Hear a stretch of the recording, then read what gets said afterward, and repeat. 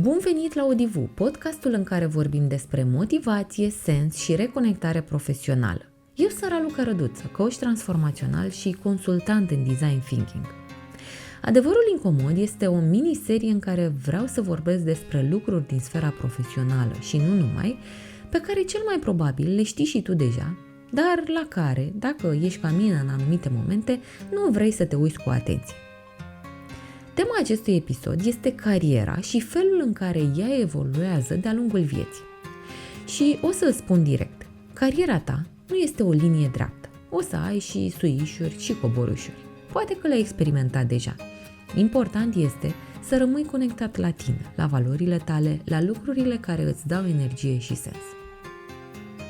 Știți ce scrie pe diploma mea de absolvire a facultății? Scrie inginer diplomat. Uneori mă și amuz în momentul în care citesc acest titlu. Da, am terminat facultatea de calculatoare de la Politehnica București în anul 2005 și acest lucru scria pe diploma mea de absolvire. Doar că parcursul meu profesional m-a pus în fața unor adevăruri importante, iar primul adevăr a fost următorul. Am început ca și programator și limbajul de programare în care mi-am petrecut primii ani din carieră a fost Delphi. Tu ai auzit de acest limbaj de programare? Poate că da, poate că nu. Oricum, este un limbaj de programare care nu mai este folosit astăzi și acest lucru l-am înțeles eu, mai ales după primii ani de carieră, că sunt anumite lucruri pe care le învățăm, dar care nu or să mai fie de actualitate în câțiva ani de acum încolo. Și știi care este adevărul incomod? Că dacă te aștepți ca ceea ce înveți la școală sau facultate să-ți fie suficient pentru o piață întreagă, chiar este momentul să reevaluezi. Pentru că ritmul dezvoltării tehnologice este cu adevărat amețitor. Indiferent de domeniul tău, deschiderea către învățare continuă nu mai este un avantaj în prezent, ci este o necesitate. Al doilea adevăr incomod în legătură cu cariera ta este să nu te agăți de un rol sau de un titlu. Știi ce am învățat de-a lungul timpului? Că numele rolurilor dintr-o companie se schimbă constant. Ceea ce rămâne suntem noi. Sunt punctele noastre forte, impactul pe care îl creăm în jur. Și hai să-ți dau un exemplu tot din experiența mea personală. Eu am început ca și programator, dar apoi titlurile pe care le-am avut sau rolurile pe care le-am deținut au fost mai complicate. Scrum Master, Product Manager, roluri care cel mai probabil în câțiva ani nu vor mai exista sub această denumire. Alți colegi, de exemplu, nu au mai fost doar programatori, ci au fost DevOps Engineer sau Software Programmer. Și poate te întrebi, cine mai ești tu în această schimbare? Realitatea este că nu rolul sau titlul acestui rol te definește. Ce contează cu adevărat este să-ți cunoști punctele forte, pentru că rolurile vin și pleacă în funcție de strategia companiei, de trenduri sau de restructurări. Dar tu, cel care are valori, tu cu valorile tale, cu energia ta, cu direcția ta, tu ești cel care rămâne în acest peisaj. Și aici vine un alt adevăr incomod, dar esențial. Schimbările de direcție în carieră nu sunt eșecuri, sunt adaptări. Mult timp ni s-a spus, direct sau indirect, că o carieră corectă este o linie dreaptă, că trebuie să urci constant, de la junior la senior, de la specialist la manager. Dar realitatea arată altfel. Poate că ai fost foarte bun într-un rol, dar după câțiva ani simți că nu mai înveți nimic. Poate că nu mai rezonezi cu cultura echipei, cu produsele sau chiar cu stilul de leadership. Poate că ești femeie și ai devenit de curând mamă și ai descoperit că ai nevoie de un alt ritm sau pur și simplu simți că ai alte interese și vrei să încerci ceva nou.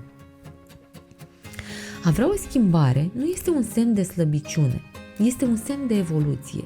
Într-o lume în care totul se transformă, de la tehnologie, la modele de business, la structuri organizaționale, flexibilitatea profesională este o superputere. Capacitatea de a te adapta, de a învăța repede, de a schimba direcția fără să simți că o iei de la zero, este de fapt una dintre cele mai valoroase competențe pe care le poți avea. Și știi ceva? Este foarte posibil ca tocmai schimbările de direcție din viața ta să fi fost momentele în care ai crescut cel mai mult.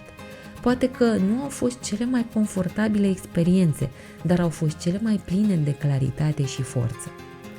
Și mai este un adevăr care doare un pic. Când ne agățăm de ideea unei cariere liniare, riscăm să pierdem oportunități importante. Suntem învățați de mici că trebuie să urcăm profesional, că fiecare pas în carieră ar trebui să fie mai sus, mai mare, mai vizibil. Și dacă faci un pas lateral sau iei o pauză sau chiar un pas înapoi pentru a-ți regăsi echilibrul, înseamnă că nu ți-a mers, că ai eșuat. Dar cariera nu este o cursă în care iei startul ca să încerci să ajungi primul în vârf, pentru că nu există un singur vârf. Adevărul este că uneori exact acele roluri care nu par logice în CV, acelea care reprezintă un pas lateral sau un domeniu complet nou, sunt cele care te transformă cel mai mult. Poate refuzi un rol de coordonare într-un proiect lateral, doar pentru că nu vine cu o promovare imediată.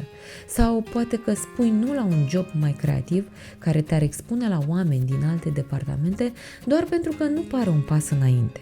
Și rămâi blocat într-o poziție care ți se pare corectă pe hârtie, dar în care te ofilești încet. Și mai e ceva. Uneori stăm în același job ani de zile, nu pentru că ne place și ne regăsim în el, ci pentru că ne este teamă. Pentru că ne spunem o poveste, că dacă schimbăm acum, înseamnă că o luăm de la zero. Sau mai subtil, că nu se face, că nu este momentul, că ce o să spună lumea. Dar știi ce nu se spune suficient? Fiecare an în care ignori ce simți, în care te convingi că mai stai puțin și trece, e un an pierdut dintr-o versiune a ta care ar putea să reînflorească. Așa că întrebarea reală nu e dacă poți face schimbarea, pentru că ai mai făcut schimbări în viața ta și sigur poți, ci dacă îți permiți să o faci. Și pentru că acest episod este despre adevăruri incomode, dar necesare, aș vrea să te las cu câteva întrebări. Îți propun să le notezi undeva și să le recitești în liniște, poate într-o dimineață cu o cafea în mână sau într-o seară în care simți nevoia să te reconectezi cu tine. Iar prima întrebare ar suna astfel. Ce înseamnă pentru tine o carieră de succes astăzi? Și subliniez astăzi, nu ce ți s-a spus la 20 de ani, nu ce crede familia ta sau șeful tău, ci tu, acum, în acest moment din viață. Poate succesul înseamnă autonomie sau echilibru sau impact sau liniște. Îndrăznește să-ți redefinești propriile repere. A doua întrebare ar fi: ce parte din parcursul tău te-a format cel mai mult? Și crede-mă, nu are nimic de a face nici cu rolul sau titlul pe care îl ai acum. Poate că a fost un proiect haotic care ți-a testat limitele la maxim. Poate a fost un coleg care te-a provocat să te vezi altfel. Sau poate o pauză, un eșec, o schimbare de rol care te-a învățat mai mult decât orice training. Cariera noastră nu se scrie doar în CV, se scrie și în lecțiile din culise. Iar la final, a treia întrebare: ce ți-ai dori să schimbi dacă ai ști că nu vei fi judecat? Dacă nu ți-ar fi teamă de ce spune lumea?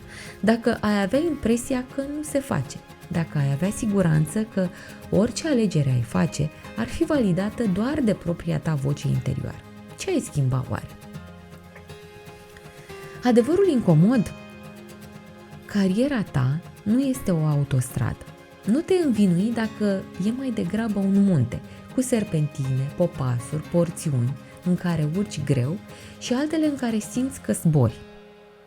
Și chiar dacă simți uneori că te-ai rătăcit, e posibil chiar în acele momente să descoperi ceva esențial despre tine. Fii atent la aceste descoperiri și pune-le în cuvinte.